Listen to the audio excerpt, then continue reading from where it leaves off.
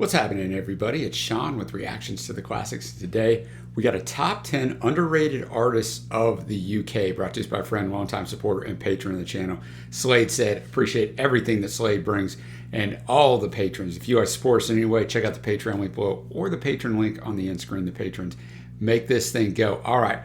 Not much on the up front here, but Slade said, for my September list, I decided to cross the pond and do a list of 10 artist bands from the UK that I believe deserve more recognition in general and have never been reviewed on this channel, at least as far as he can tell. We have about almost 1,900 videos, so it is hard to tell at times. As with most of my lists, the music style on this list is mostly guitar-based rock, although it does not mean they all sound the same. Far from it, as you will find out. So, before we get started, the music will not be in the video, but it will be at a Vimeo link below. Follow along with me. We're going to kick this thing off with a non-Spotify song, the only song that's not on there, The Mothers, Even If We Lose, off the Firstborn album in 1991. Slade said there's not much information available about the band online or anywhere else, which he's exactly correct. I couldn't find anything. I couldn't even find lyrics for the song. But Slade said, as far as I know, they were a London-based band, and I believe they only made one full-length album, this one, Firstborn. You would think they had some sort of backing being on such a major label, but apparently, because they were on Polygram, but apparently it just didn't work for them. It's a pity since Firstborn is a very good debut with some great rock songs. Somewhere between The Cult and Alice in Chains, so a bit of English goth mixed with some hard rock early grunge. The band consisted of Wayne Holmes, great last name, on lead vocals and rhythm guitar, Alan Riggs on rhythm and lead guitars, piano and backing vocals, Mark Roberts on drums and percussion, and Richard Jackson on bass guitar and backing vocals. This is the part where I normally tell you I have the lyrics up, but I just told you there's no lyrics for this one, but there is for everything else. All right, let's jump into it. Thanks again, Slade said. The Mothers, Even If We Lose.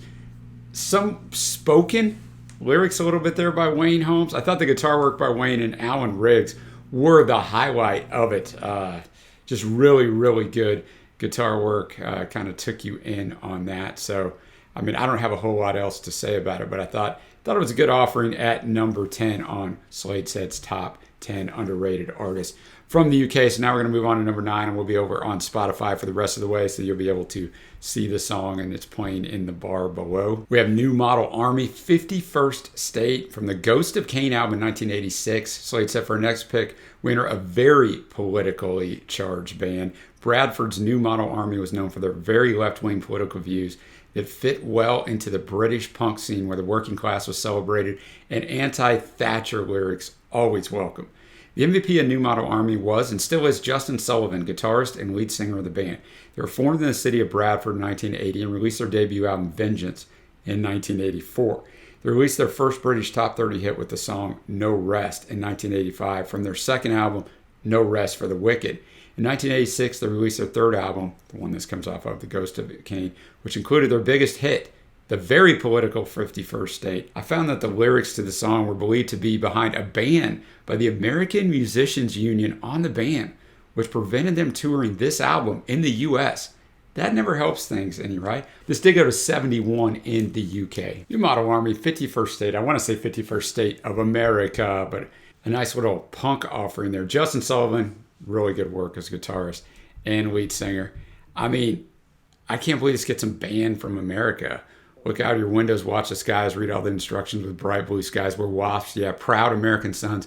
We know how to clean our teeth and how to strip down a gun. Boy, that's what's true in 86 is definitely true in 2022 because we're the 51st state of America. I mean, there's nothing bad on here. Here in the land of opportunities, I watch us revel in our liberty, where you can say what you like, but it doesn't change anything because the corridors of power, they're an ocean away. They said in an interview in 1993 that corridors of power was talking specifically about the Pentagon in Washington, D.C.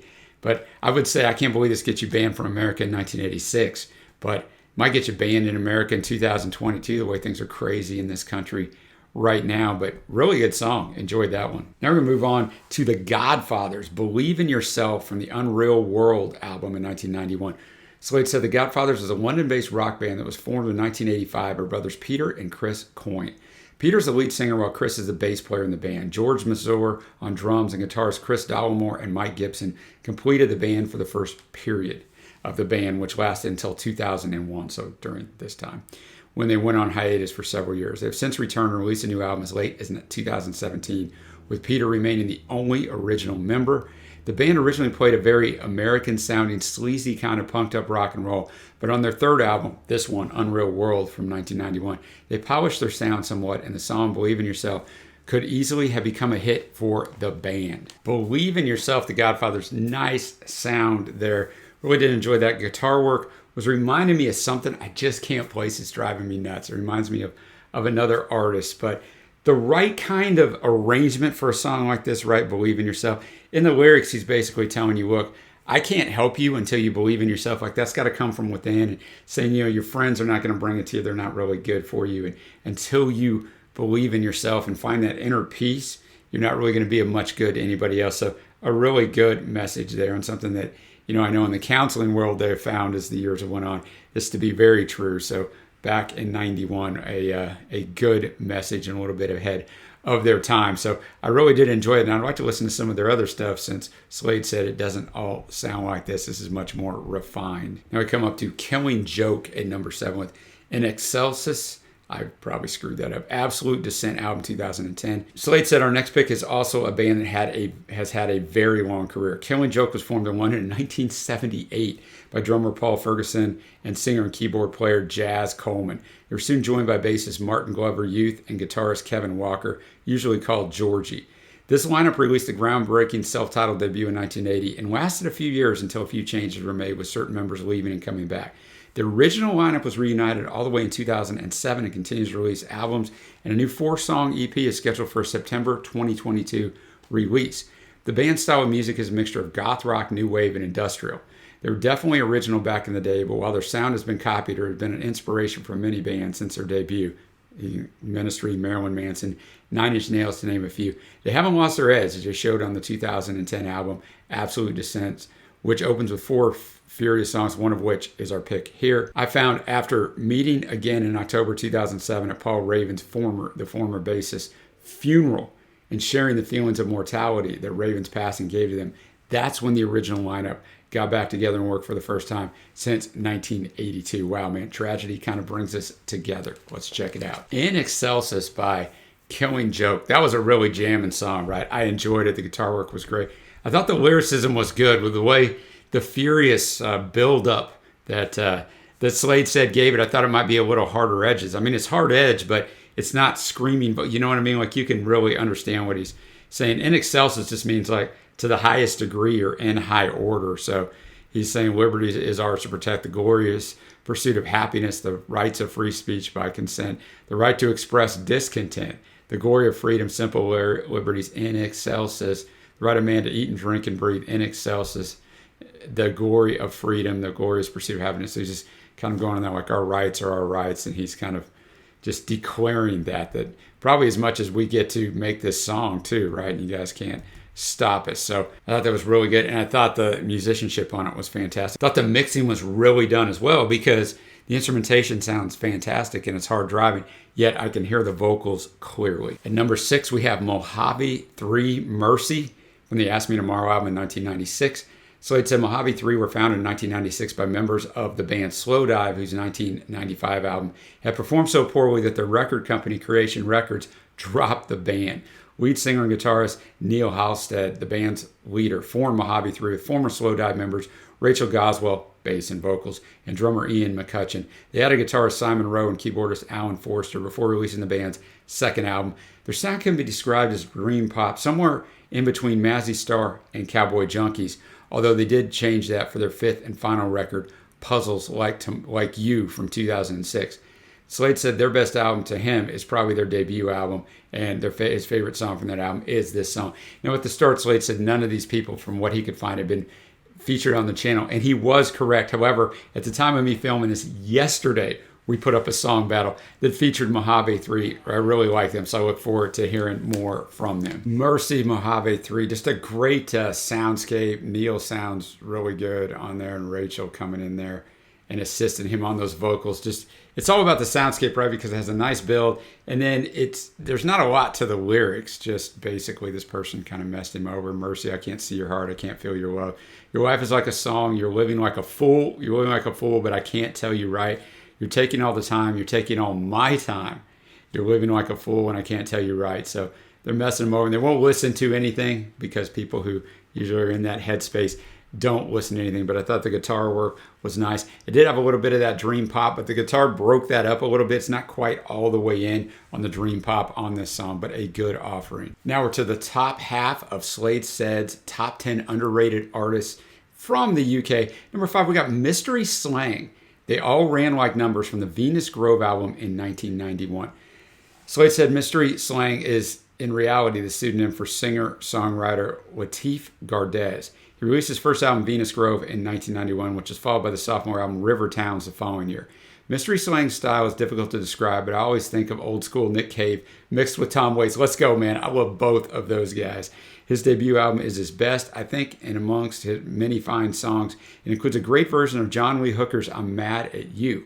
I always pick original work, though, and the album opener, this one, They All Ran Like Numbers, is a perfect example of how the album sounds.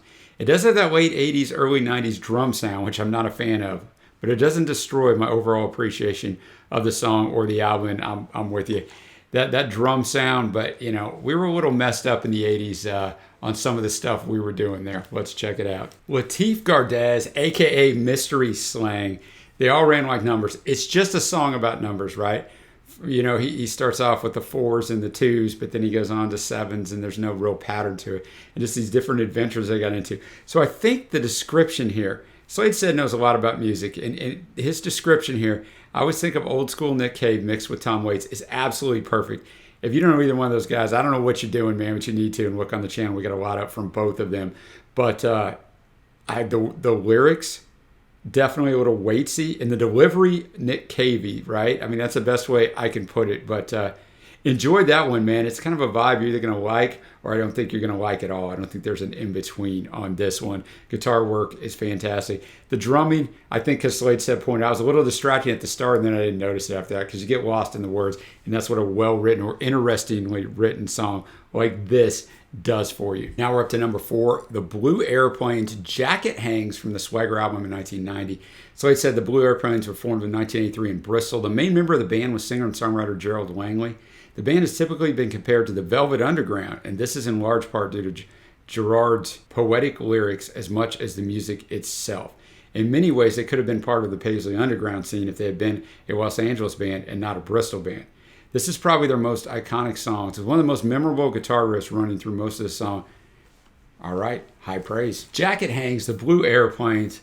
Slade said was exactly right. That guitar riff was fantastic. Definitely the highlight of this song for me. I know he said Gerard has poetic lyrics. He does, I'm sure, but on this song, I have no idea what it's about. Pick a card, any card, wrong. Pick 19th century twin set pearls in a new class, brass neck, collar me right.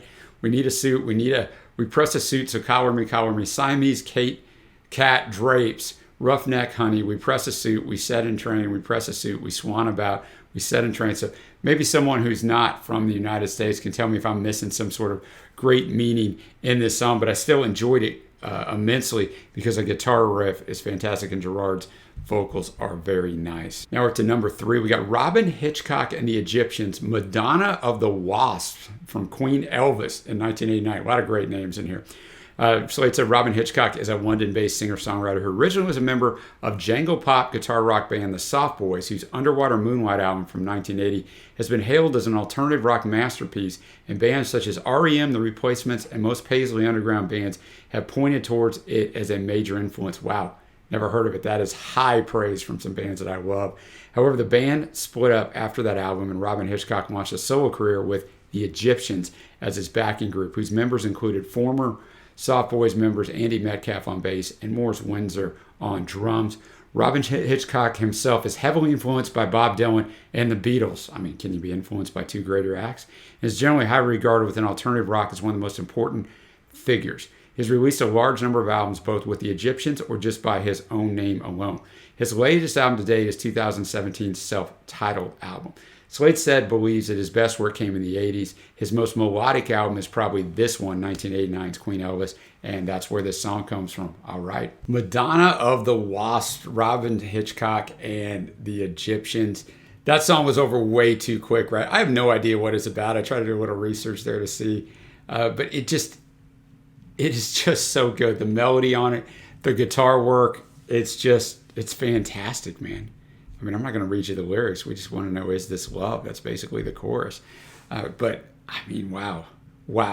It's just so well done. The jangly guitar, I guess, is the highlight, but the melodies there are great, man. Are just great. So I'm going to have to check out some more Robin Hitchcock and the Egyptians. Can you believe that I've never listened to anything from Robin Hitchcock? I don't know how I've let that happen with the kind of influence that Slade said he has had on REM, The Replacements, and others that I absolutely love. So great choice for number 3. We got 2 left. We got John Wesley Harden at number 2 with a song Ordinary Weekend off the album Why We Fight in 1992. Slade said John Wesley Harden, whose real name is Wesley Stace, is an English singer-songwriter who took his stage name, obviously, from the Bob Dylan album of the same name. He moved to the U.S. in 1991, where he's lived ever since. The fact that he based his stage name on a Dylan album is no coincidence, since he is clearly very inspired by Mr. Dylan, and you better be if you're going to do that, right? His music is folk rock with a huge emphasis on the lyrics, which makes sense considering he studied English literature at Cambridge University and holds a PhD in social and political science. And outside of his music, he has written 4 novels and is a university teacher. So in other words, to sum that up, he's a very smart guy. A great example of his lyrical capability can be found in this song, which is an interesting crime story about how things can go bad if you meet the wrong people at the wrong time. All right, my man John Wesley Harden, living up to his name. That was an epic. I thought the drumming, the guitar work were fantastic on there. The arrangement's not going to overtake the song because it's all about the lyrics, right? And they draw you in like immediately, man. So he does tell this story. He was down on his luck. He was drinking in his bar, and this guy said, "Hey, man, you need a job?" And he goes, "Yeah, it's kind of on the up and up." He goes, "No, man." And the guy's like, "Well," our protagonist's like, "Well, I need a job. I need the money now." And he said, "Can he drive?" And I said, "Anywhere, anywhere." And then, of course, in this weekend of ordinary dreams, everything is not as it seems. Take a look around at the faces in the crowd. You'll see where I've been. So they meet up the next day on a Saturday because they were drinking on a Friday. And there's 12 other guys in this van, right? And our protagonist is driving. So he drives them somewhere. They jump out, and he can hear gunshots. He's hoping it's in self-defense, but he knows it's not. But they never come back. So our man takes off. He's like, "Well, I'm not going to stay around here." So then on the Sunday, so the next day, the guy who had hired him shows up and says, "Hey, man, we had to leave another way. You want to ditch the van and you want your share?" He's like, "Yeah." So he got in the van, and he should have known better. In verse 4, he goes, and they have him tied up at this place, and they stab him in the back. And then in verse 5... And then in verse 4 still, I guess that's where it happens, yeah.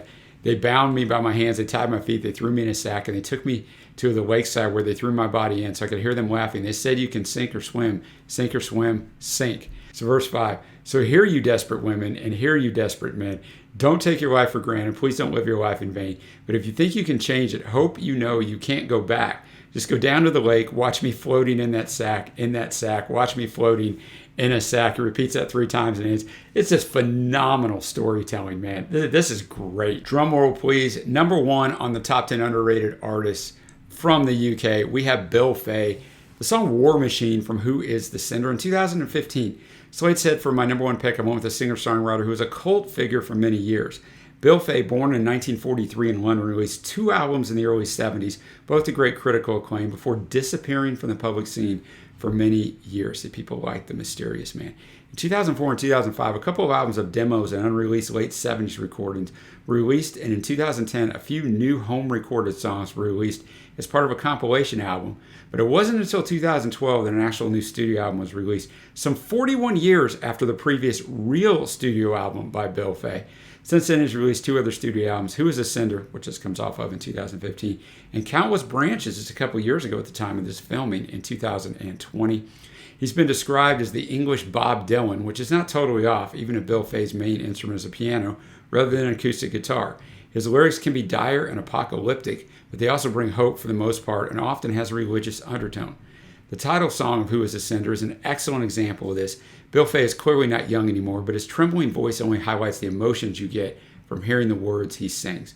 It could easily have been my pick here, but I went with another song from that excellent album, this one, War Machine, which is also the first single of the album. Okay, number 1, Bill Fay. Bill Fay, War Machine. What a wonderfully and beautifully arranged song, right? The instrumentation, the strings coming in, the harmonies at the end, we won't always be. The War Machine. And a well-written song. It's not very long lyrically, but he paints the picture of, like nature and kind of how beautiful everything, all the leaves are following where the hedgehog's hiding and a bee buzzes by. It makes me feel like crying. Hear the song of warning from the blackbird calling. The hills are alight. Feels like the first day of your life. So you're outdoors. You see all of God's majesty. There's a hawk in the distance. He ain't praying for forgiveness. It's his nature to kill, but mine isn't. So you're like, okay. But we all kill in ways that he doesn't as we pay our taxes to the war machine. The war machine. And then that last ending, oh no, won't always be the war machine. And then we just get that won't always be the war machine for the last minute plus. So he's, making a great statement in a beautiful song that, yes, maybe we're not going and killing, the average person isn't, but when you're paying your taxes to the war machine, that funds the war machine. Although if you don't pay your taxes, you get arrested and thrown in prison. So it's quite the dilemma, to say the least. But man, I thought that was really good. And I thought his voice, it did sound mature, but it wasn't, it wasn't like a Leonard Cohen at the end mature or a Johnny Cash. It still sounded quite nice. And with the subject matter of this and the lyrics, I thought it lends well, that mature voice, to a song like this. So great choice. So now we come to my favorite artist, and I say this every time I do one of these for Slade Setter or other patrons. I only can go by the song, right? Slade Setter knows all the artists, knows their catalogs. Obviously, he chose them. He knows a ton about music. I'm just going off one song and the sound. So I may pick wrongly here if you know these bands, but it's what I got on the first listen. New Model Army, 51st State. Honorable mention for me. I like the punk vibes. The Godfathers, Believe in Yourself. Honorable mention, I like the ambiance of it. Killing Joke and Excellus, just fantastic musicianship, right? Love the hard driving sound. Faves are going to be top 3, so we definitely agree. Robin Hitchcock and the Egyptians. Madonna of the Wasp. What melody there. John Wesley Harden, Ordinary Weekend. What an epic story. I didn't even mention there. At times he sounds a little Elvis Costello on there. And then Bill Fay, War Machine, this last one. I would say John Wesley Harden and Robin Hitchcock are my standouts. But man, this is a really good list, as they always are. Appreciate Slade Setter for putting these together. Appreciate everybody for watching. Until next time, guys, I will see you.